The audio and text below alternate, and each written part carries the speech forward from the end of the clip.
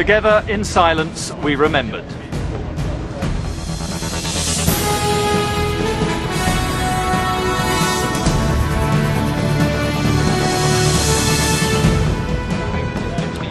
I'm live tonight in London's Regent's Park, where a service of commemoration has honoured those taken from us in the terrorist attacks of July the 7th. Tonight, 1 year on from the day when terror touched us all, this programme is for them. Kieran Cassidy, Rochelle Chung-Fo Yuen, Liz Daplin. We will never forget you, those who loved the most. Celebrate the 52 lives lived and lost. We felt responsible for each other, didn't we? We just turned to each other and said, I think we need to stick together. Strangers on the bus who cheated death together, the story of a friendship formed from tragedy.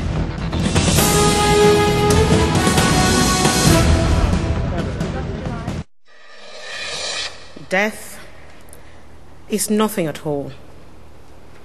I have only slipped away into the next room.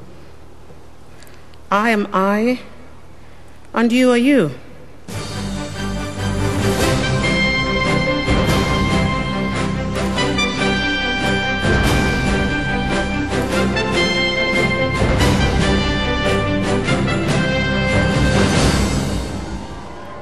July the 7th etched on the capital's mind.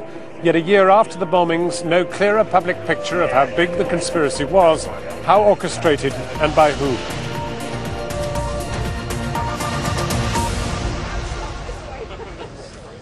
Hello, good evening and welcome to News 24, live from Regent's Park in the centre of London. I'm Emily Maitlis, reporting on a day of special events to mark the anniversary of the July the 7th bomb attacks.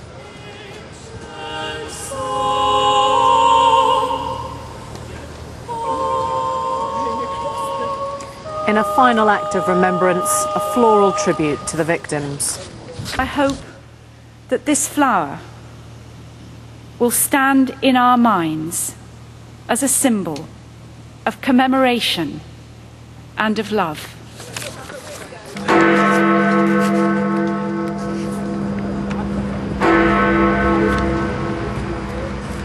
Today was a time for reflection. 2 minutes silence was held to remember the 52 who lost their lives.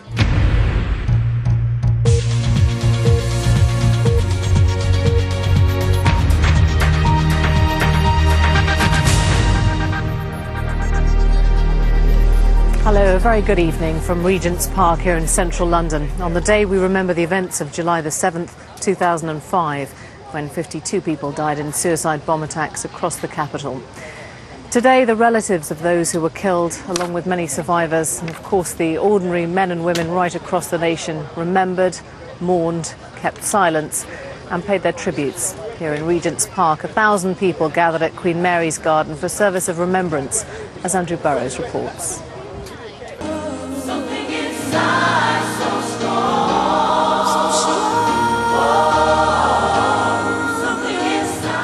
Tonight's commemoration began with Labi Siffre's defiant Song of Hope from the London Gospel Choir.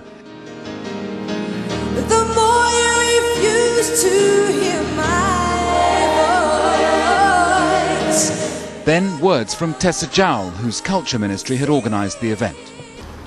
1 year ago, London suffered a terrible atrocity, an evil attack on our city, on our way of life.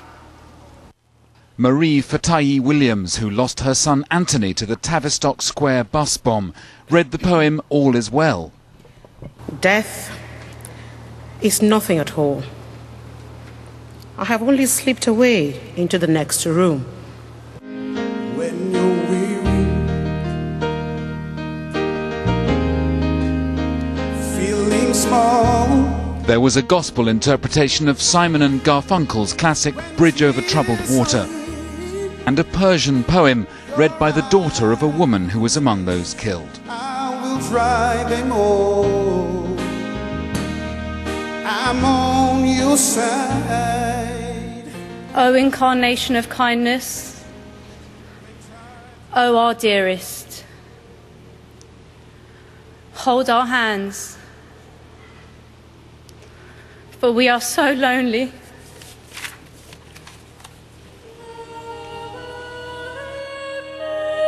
The mourners left their seats to complete a mosaic of flowers that had been building up slowly since the start of anniversary events this morning.